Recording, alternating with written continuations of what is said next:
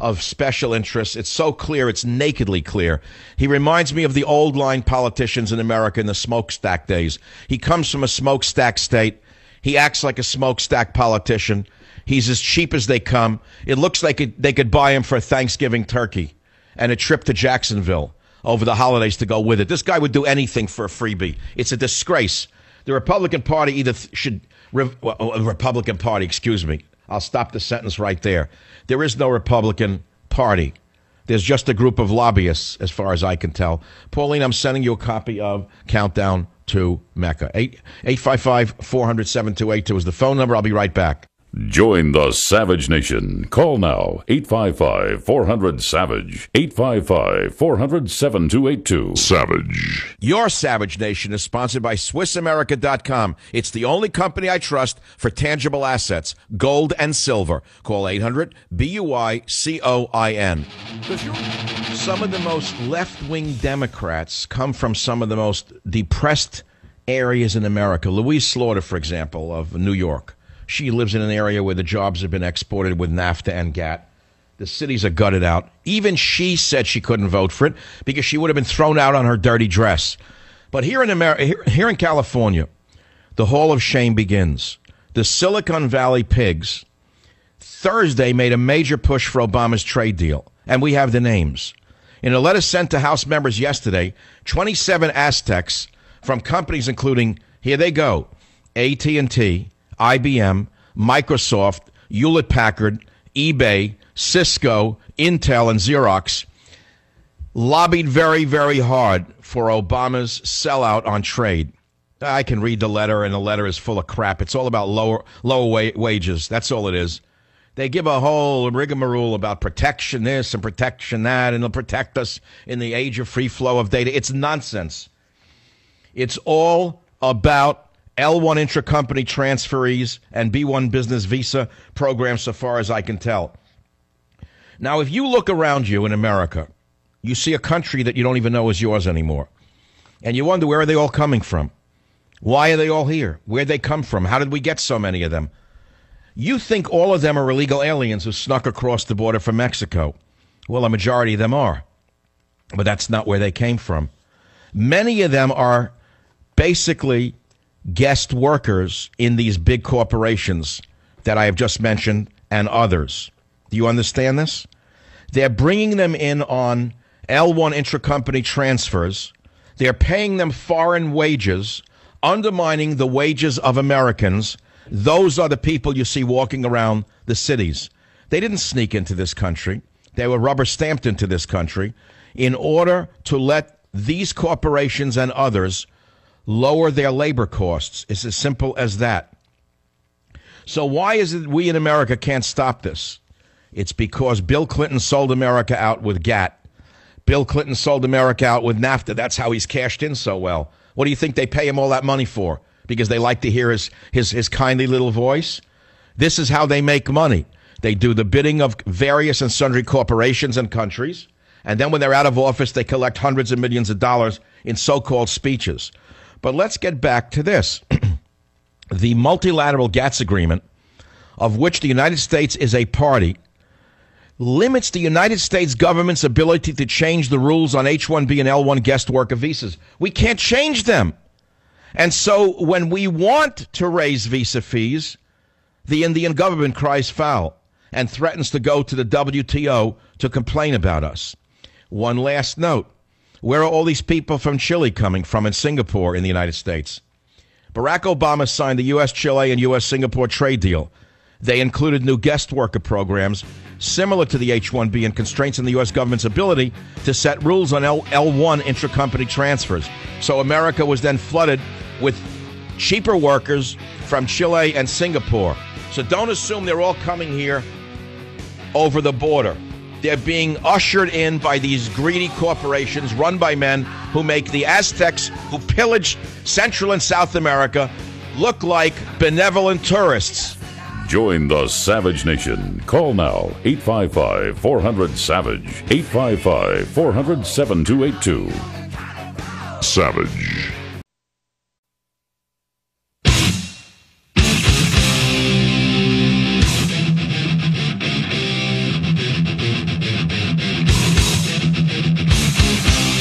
Warning: the Savage Nation contains adult language, adult content, psychological nudity. Listener discretion is advised.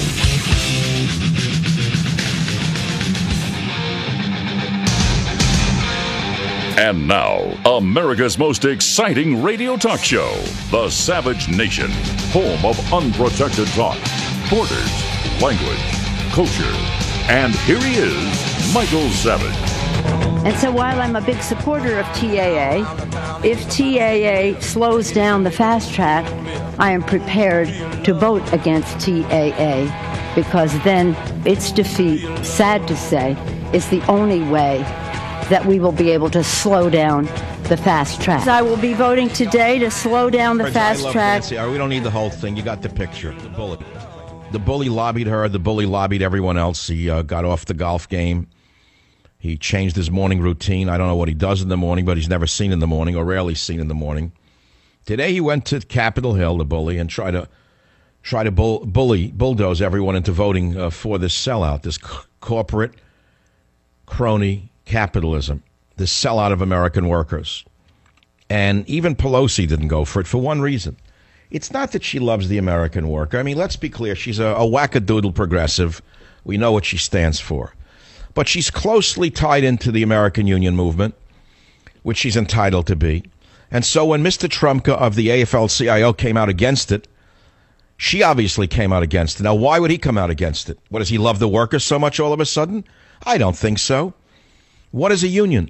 How do the union bigwigs make their money? From dues. So if you lose another few million workers to foreign workers who will not be union members, you lose dues. So they can't have that. It was bad for their business. And so that's why she went for it, in my opinion. And as far as the progressives, I mean, I can go to one district in New York, like I think it's Buffalo, where Louise Slaughter is from, another so-called progressive. She was against it. Why? Because her city is hollowed out. It was destroyed by Bill Clinton with NAFTA and GATT. Mr. and Mrs. Clinton did so much for the American worker, didn't they? Well, anyway, you get the picture. What's really disgusting is there's a guy on CNN whose last name rhymes with the man who invented the flush toilet in England. And I won't mention his name, but this man whose last name rhymes with the man who invented the flush toilet in England is not covering any of this because it's bad news for Obama, and he's a stooge of Obama. And so they're not even covering this. They're covering the prison escape. Most people don't care about the prison escape. They care about jobs. They care about America's sovereignty. Mr. Shall I say last name whose rhyme with last name? You get the picture. Many of you don't know what I'm talking about. Anyway, none of this would have happened under a true conservative administration. The Constitution would be honored, not stepped on. Race riots would not be smoldering in our cities. Obamacare would never have been passed. Crony corporate capitalism such as this would have been exposed had we had a true conservative in the White House. The useless alphabet agencies like EPA and FCC would have been thrown out of business, put out of business. The Federal Reserve would be audited to see where the money is going and what they're stealing. Corrupt banksters and politicians would be running out of the country on the first jet to Switzerland because they'd be going to jail. Our borders would be secured with the military. Small businesses would be growing in this country if legislation, easing regulations, and red tape would have been eliminated. Unemployment levels would be at extraordinarily low levels as the American economy would roar back to life. Auto companies that couldn't survive wouldn't have been bailed out. And most importantly, we would be running the Keystone XL pipeline, not making sure that Obama's donors block it so they can run the oil in from Canada on their railroad cars, Mr. Buffett. Don't think we're all so stupid. The fact of the matter is, this country is melting down faster than Chernobyl. And these corporate oligarchs are the greediest men in the history of the world. They're worth billions of dollars, and it's still not enough for them. They want lower and lower wages. They want to flood America with workers from the Pacific Rim right now in order to make certain that they can kick out more mature American workers and throw them in the gutter so they can buy another yacht of 400 foot in length and then give away more money, making believe they're so benevolent, Mr. Bill Gates. We're not impressed with you, Bill Gates. We don't buy your sweater act. We see through you. And you, Zuckerberg, you're a special case. You've been acting like you're for immigration, marching with your Hispanic buddies over the months. We saw right through you, Zuckerberg. You're a greedy, pimply-faced Harvard cheat as far as we're concerned. You're the lowest of the low. We, the American people, are boiling over with anger and rage at these phonies. Trumka thanked Pelosi personally for doing this. And this is where the AFL-CIO President Trumka is today crediting Pelosi with the blow to Obama trade. He thanked her for it. Right. This is amazing. This is a big story. He's the number one labor union head, and he said this today. I wish we had the sound. Maybe my guys can find it. Rep. Nancy Pelosi, he said, has always fought for working families, and today her leadership on the trade package vote was instrumental in the House voting against another bad trade deal, said the labor union head. Can you imagine this? Isn't it odd that I, Michael Savage, arch conservative, independent nationalist, would be thanking Nancy Pelosi for undermining Obama and the corporate titans? Isn't this an amazing day in American history? It really is, yes. Well, I'm sending you a free copy of Countdown to Mecca to show you what's going on an international level.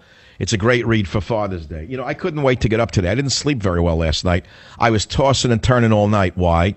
I kept thinking 3 in the morning, 4 in the morning, 5 in the morning. Trade deal, trade deal, trade deal. What's going to happen? I couldn't wait to wake up. I didn't know when this was going to come down. I didn't know how it was going to come down. Of course, I was praying that some magic would happen and it would go down in defeat for now, which it has. And it was Nancy Pelosi of all people. It was Nancy Pelosi, the progressive voice. Perhaps when you say progressive, I hate the word. I don't even like the word progressive. I call it communist socialist voice. The number one communist socialist voice in America, Nancy Pelosi, is the one who undermined Barack Obama, who, as you can see, is neither leftist nor rightist. He's not progressive. He's not conservative. He's nothing. He is a stooge of the mega corporations. He is a stooge of China. He's a stooge of the Soros types. He is a stooge, in other words, of these secret powers that have usurped the authority of the American people over their government. It's a very important point that you understand that government was never intended to run the people. I don't think you understand the founding documents of this country. And I don't have the time to do it right now. I'll do it in a few months from now. I know many of you know what it's about. But the founding fathers distrusted government, which is why they set up a government of the people, by the people, and for the people. They never trusted big government. They set it up so that they couldn't take total control. So what did these gangsters try to do today?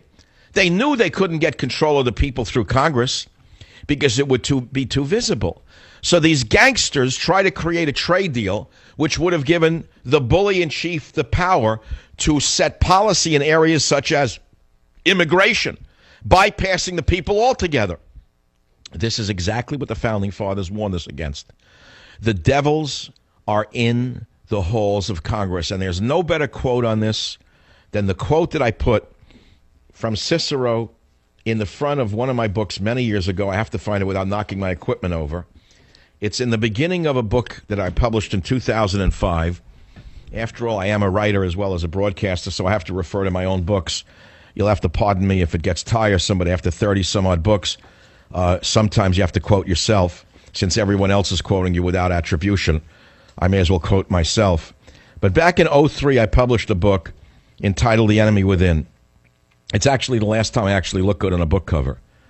I had a full head of hair. I was wearing a raincoat. My shadow was against the back wall of a building in North Beach up on Grant Avenue. I still know the wall where it was taken. The shadow was perfect. Michael Savage, The Enemy Within. And I quoted Marcus Cicero, Roman orator, statesman, 42 BC. You've heard it many times since from others who listened to me. And he wrote, "A nation can survive its fools and even the ambitious, but it cannot survive treason from within. An enemy at the gates is less formidable, for he is known and carries his banner openly. But the traitor moves amongst those within the gate freely, his sly whispers rustling through all the alleys, heard in the very halls of government itself. For the traitor appears not a traitor. He speaks in accents familiar to his victims. And he wears their face, Mr. Obama, and their arguments, Mr. Ryan. He appeals to the baseness that lies deep in the hearts of all men. Boehner rots the soul of a nation. Ryan works secretly and unknown in the night with Boehner to undermine the pillars of the city. Boehner and Ryan infected the body politic.